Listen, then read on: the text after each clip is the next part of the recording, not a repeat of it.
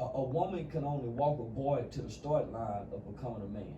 She can only walk him there, and they can stand there forever till he's 45, but she can never help him cross that line and even begin the process. I don't think she should, because then he'll be a crutch on her the whole life. So He can walk up there, it's just like walking him off to college, boy. When he stand at that line, they either standing there looking at each other, arguing, fighting forever, or but yeah, it has to be a man to take him through that journey. Right. My mother understood that, and she went out of her way to try to go find the men, different uncles, different cousins, different coaches. But I tell mothers all the time, just put your son around men and let him pick his own mentor. Right. So you make this mistake that lands you in this situation. You get out and you start hiking. 7 years. 7 years of my life in the boys' home. So I started hike probably like 10 years after getting out. So I started hiking in my 30s. So I got out when I was 21. My record was sealed. So I have no felony convictions on my record. I haven't been in prison. I went to the boys' home. Right. I spent all of my time in the youth boys' home. Yeah. So when I got out at 21. And you was lucky, because I got a boy, my homeboy Kenyatta, he was 13, caught a similar case and was tried as an adult, and that changed the laws in Georgia. Yeah, I know about this case. Yeah, so that's my homie. So yeah, I know about this case. Luckily, your situation is your situation. It was early 90s, homie. We're first generation of children in America who began to be tried and adjudicated for crimes such as capital murder. Right. We're the children that Hillary Clinton and Joe Biden went before Congress and said, they sent a wave of fear through America. They sent a shock wave of fear through America. They said that there was a bunch of children that were born in America, that they were bigger, that they was faster. And they really describing NFL players and NBA players. Right. They said they was bigger, faster, stronger, that they was heartless criminals, and that we was incorrigible. And the word incorrigible means that we wasn't going to be able to change. Right. So they were describing us. Yeah. And we were just children who was dealing with childhood trauma, childhood pain, who was acting out of the pain. Because what I understood from spending 7 years in an institution with other kids who committed violent crimes is that no child is born bad. Yeah. All behavior is learned, Tommy. I got you.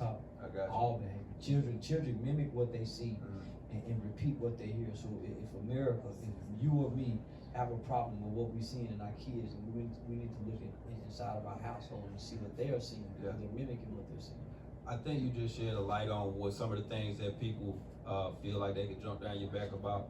Some of the Republican support, Trump support, Confederacy support is because you just said Hillary and Joe Biden. We all know Bill Clinton's record when we look into it about the 3-strike situation and different laws that would change and incarcerated mass amounts of black people for a long periods of time. It seems like you were directly affected by that, not just you, but your community was affected by that, and that's why you take the stands you take. Am I on point with that? Yeah, that's pretty much. But mainly when I went to college, for most of my life, I was a Democrat. I voted for Hillary. The first time I named my daughter Chelsea after Clinton's daughter. But that's when I didn't understand. That's when I lacked knowledge. When I got to community college and started taking government classes, and I had a professor by the name of Dr. Geoffrey Mitchell. He was a brother from South Dallas that was teaching. But he spoke about conservatism. And when you think about conservatism, it's what our grandparents believed. God, family. Liberalism is you do whatever you want. If you feel like you're a girl today, you're a girl. If you want to be whatever you want to be, and that's not the case.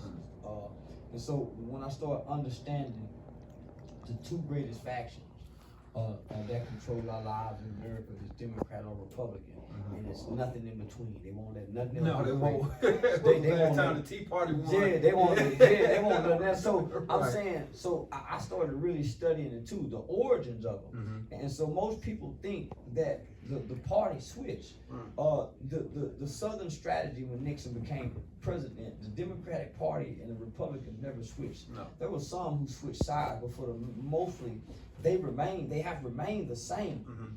One became more clever with their slaves than the others. The Democrats have always owned slaves.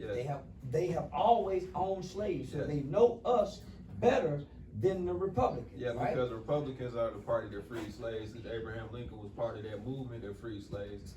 The Republican Party is mostly a northern party, textiles and different types of work. So, the slaves running up north, getting free and getting all the protection, working, building cotton, building jeans. The other slaves down south picking the cotton, sending the cotton up north, and then in the factories, right? Yeah. So let me kind of stay on topic. Yeah. So to piggyback on what you just said, if you look at the civil rights legislation in America, 100% of our civil rights legislation was not only signed, it was authored by the Republican Party. Yeah. A young Republican wrote the 1964 Legislation Act.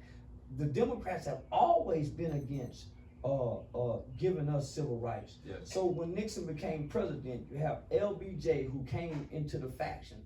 LBJ became the most cleverest, most smartest Democrat president that they could ever think of, because he's quoted and documented as saying, I'm gonna have these Iggers voting Democrat for the next 300 years. He said it out loud too. He said it out loud, Yes, because they were so proud. Yeah. And what they did was they came with government entitlement programs. Yeah. Food stamps, Right. Come on, homie. Right. And if you look, the second part that's behind the food stamp program and everything like that destroyed the households. Yeah, well, up until that point, man, almost 90% of black households was married families. Yes. And then we got government assistance. Yeah. Yeah. So it wasn't nothing. The black woman had no control over what happened to her household.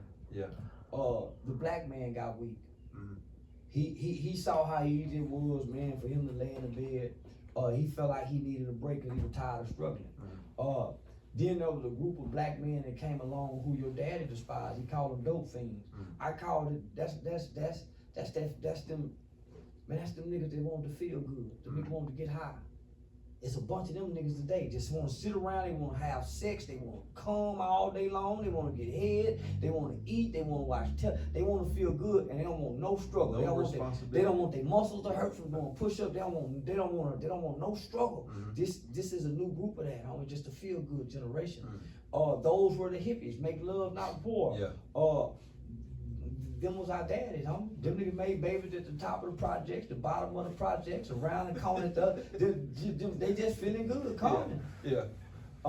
So that's what don't weaken the black boy, homie. He just want to feel good. Every day wake up, just want to feel good. Yeah, don't want to put the work in. Nah. Right. So tell me about it. So tell me about. Let me just tell you how. So this is what I'm saying, homie. I'm the product of a system. So I went into the boys' home at 14 years old. 14 years old, I got out at 21. When I came out to the black community, there was no reentry program. You just set you loose to go back, really. Yeah. But it's the black community, homie. We supposed to have something for our people when they come back. We supposed to have something when a kid get in trouble in our community and the court system said we want to do this. We supposed to say, Your Honor, we think he's supposed to get harsher punishment. And they said, you know what, black people, it's just like the tribal chiefs in the Indian community. We supposed to have tribal chiefs. They can go speak and advocate, homie, and they are buffers outside the preacher boy. Because the preacher boy done got in bed with our government by way of faith-based initiative programs that were created by President George Bush, and now they get a tax exemption by way of a 501c3 status. Now we can't trust the preachers in the churches no more, homie. They in bed with the state. And that was never supposed to be so. We saw a lot of pictures surface like that. So a lot of questions. So we supposed to be picking our buffers, homie, our spokespersons. We supposed to be looking in the high schools and in the middle schools and seeing which kid is playing student government and all of that, and we said, okay, you're gonna be our next city council member. Okay, little brother, you're gonna be our next judge. That's what they did to Kwame Kilpatrick. That's what they do to their kids. We ain't supposed to just let nobody show up and say, hey y'all, I want to run for city. We didn't pick you, nigga. No, we didn't pick you, man. We got a kid that's gonna graduate from high school, in 2 years we gonna put him in the race. That's what we supposed to be doing, homie. But that kind of goes back to what you said a while back, a few minutes ago, when you were talking about we kind of beat up the people that have a future. We kind of don't respect the people that really are smart. We better not catch no kid that can spell and spell good, and he from the hood in the projects, and he want to wear Van tennis shoes, and he don't want to wear Michael Jordans, and he want a skateboard or he want a violin instead of a basketball and football, somebody gonna kick his ass. Somebody gonna kick that ass where he don't want to play that violin no more. He gonna want a gun by the time he reached the status where he can be a genius at his gift. Yeah. We put out the fire, homie. We bust the lights long before they can even get to the level, or we can discover they got this gift. Right. But you building a hype. Let's talk about that. Because at one point the light bulb goes off, and you like, I need to be the change. I became the change I wanted to see. Tell me about it. After what happened to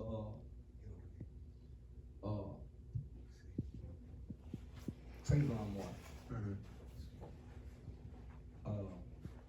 I feel like if Trayvon Martin was the kind of kid like most black kids should be raised, yes sir, no sir, yes ma'am, no ma'am, even if you're wrong, respect. I think that kid would still be alive.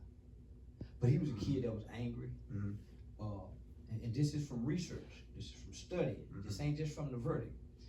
This is a kid who had to go live with his father because he was already having issues. Some of the evidence that they laid out in court, the kid could fight very good. The kid had anger issues.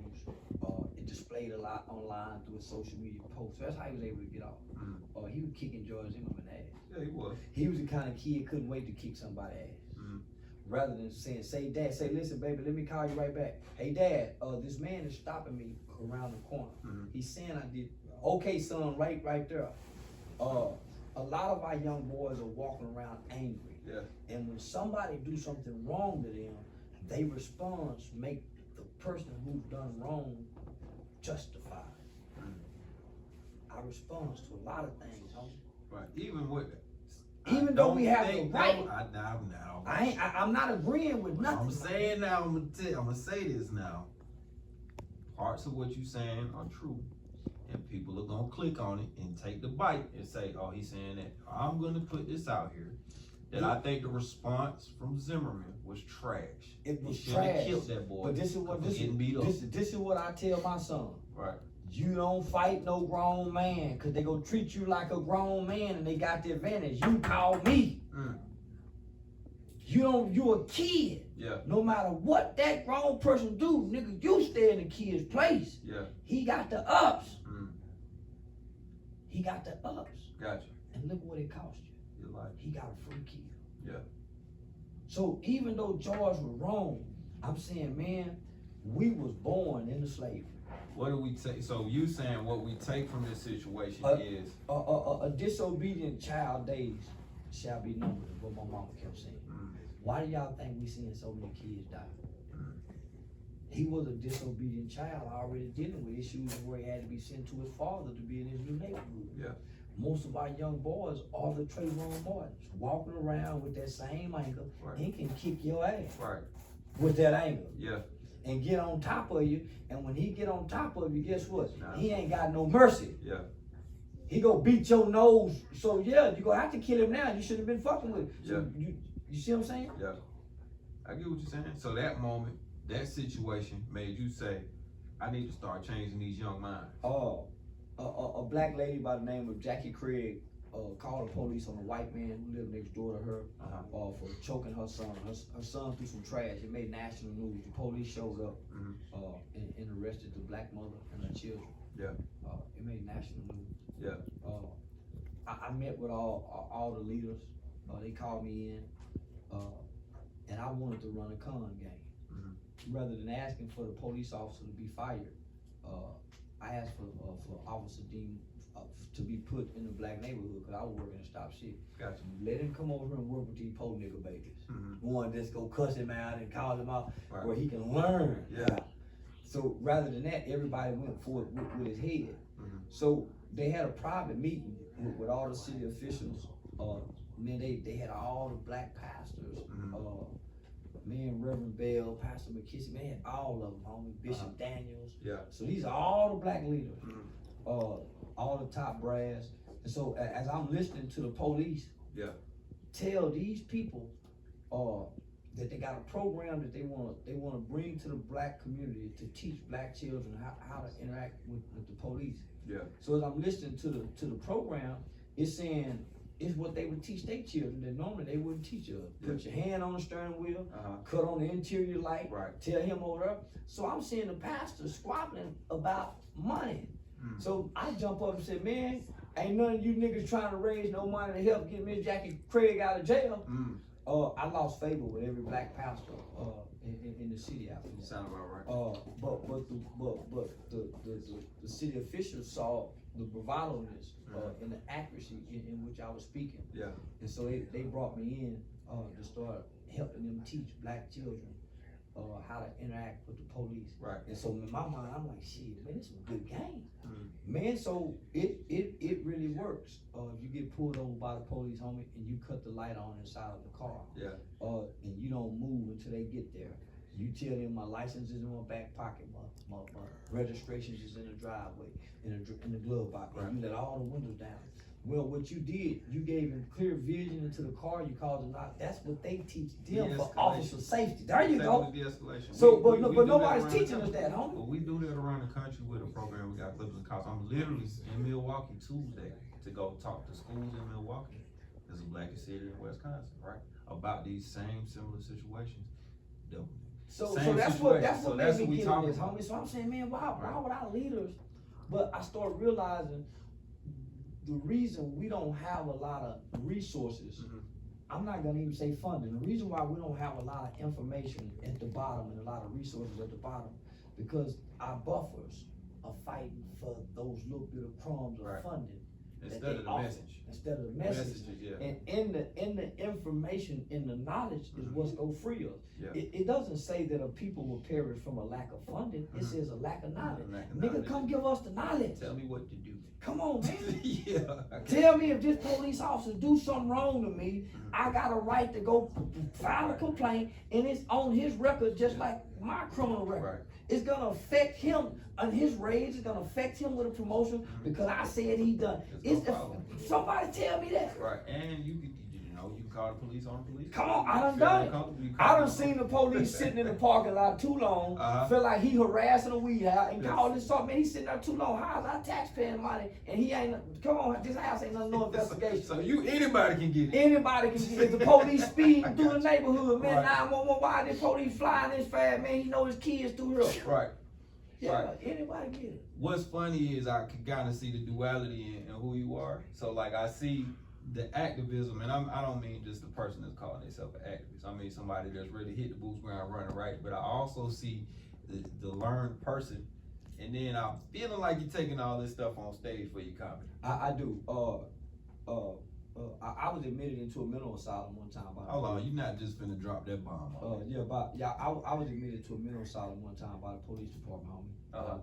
And see, most people think it's not ironic that our government is pushing this mental health narrative, that they're coming up with all these mental health assessments, and now the police have access to admitting people to a mental health house. So the police not only have the power to arrest you, they now have the discretionary power. If they think your mouth too smart, they think you another Sandra Bland, under the Sandra Bland Act, and people have to pay attention to acts. Under the Sandra Bland Act, only the police now in Texas have the power, and it's coming to a state near you. They now have the power. If you got a smart mouth like Sandra Bland, we taking you over here to the mental asylum. So once we take you over here to the mental asylum, this is now medical. This is not criminal. And you're also discredited from now on. So hold on, it goes even deeper than that. You are now being stripped of your constitutional rights to due process because you never see a judge. Now the power of release sits over a doctor. And you can't let yourself out. You can't bond and bail yourself out. You can't, so you never even see it. So mandatory hold. So check this out. So when your family say, man, well shit, he was riding through goddamn such and such, got pulled over by the police, and they took him to jail. They called the jail, just said, no, he's jail, he's not here. They can never release your information under the HIPAA law. Right. So what did you say to get you landed in? My homeboy's son, Dacian Steptoe, had killed a high-ranking police officer on the Fort Worth SWAT team. killed a high ranking, bad boy. Yeah. Officer Garrett Hull, 18-year veterans, 3-year tours in Iraq. They called him Rambo. Okay. He was a bad boy.